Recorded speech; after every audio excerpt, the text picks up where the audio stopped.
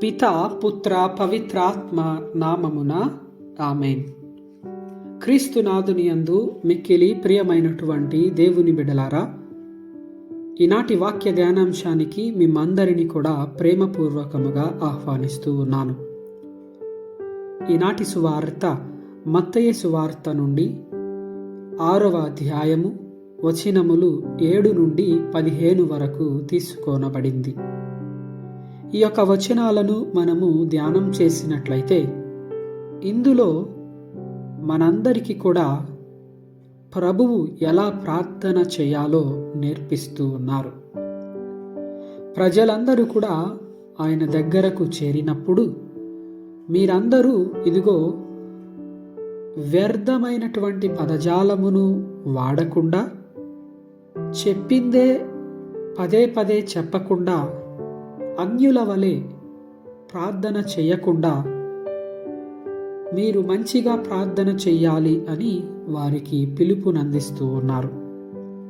మరి ప్రార్థన ఎలా ఉండాలి అంటే, మన యొక్క మెదడు, మనస్సు, హృదయము ఏకమై ఆయన వైపు తిరిగి ఆయనతో ప్రేమపూర్వకంగా మాట్లాడడము, సంభాషించడమును మనము ప్రార్థన అంటూ ఉంటాం. కాబట్టి ప్రేమైనటువంటి దేవుని బిడ్డలారా, ఈ యొక్క తపస్కాలంలో ఉన్నటువంటి మనందరము కూడా ఏ విధముగా ప్రార్థన చేస్తూ ఉన్నాము అని ఆలోచన చేసుకోవలసినటువంటి సమయము ఈరోజు. అందుకనే ఎలా ప్రార్థన చేయాలో కూడా పరలోక ప్రార్థనను ఒక ఉదాహరణగా మనందరికీ ఈరోజు ప్రభువు అందించడము మనం చూస్తూ ఉన్నాం. ప్రేమైనటువంటి దేవుని బిడ్డలారా, ప్రార్థనలలోకెల్లా అతి గొప్ప ప్రార్థన పరలోక ప్రార్థన. కాబట్టి ఆ ప్రార్థనను మనము చెప్తూ ఉన్నప్పుడు ఎంత ప్రాముఖ్యతతో చెప్తూ ఉన్నాం. ఎందుకంటే అందులో 2 భాగాలు మనకు కనపడుతూ ఉన్నాయి.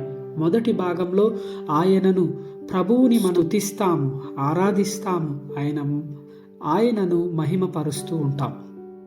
మరి 2వ భాగంలో మనము మనకు ప్రస్తుత అవసరములను, గత అవసరములను, భవిష్యత్ అవసరముల కొరకు ప్రార్థన చేసుకుంటూ ఉంటాము. ప్రియమైనటువంటి దేవుని బిడ్డలారా, కాబట్టి ఈ తపస్కాలంలో ఉన్నటువంటి మనము ఏ విధంగా ప్రార్థన చేస్తూ ఉన్నామో, మన ప్రార్థనా జీవితం ఎలా ఉందో ఒకసారి ఆత్మ పరిశీలన చేసుకుంటూ ఆ దేవాతి దేవుణ్ణి అడుగుదాం. దేవా, ఇదిగో ఈ తపస్కాలంలో మరింతగా ప్రార్థనా శక్తిని నాకు దయచేయి, నేను ప్రార్థనలో ఎదిగేవాడిగా నన్ను దీవించు, ఆశీర్వదించు అని ఆయనను మనసారా వేడుకుంటూ ఈ తపస్కాలంలో ముందుకి పయనిద్దాం. ఆమేన్.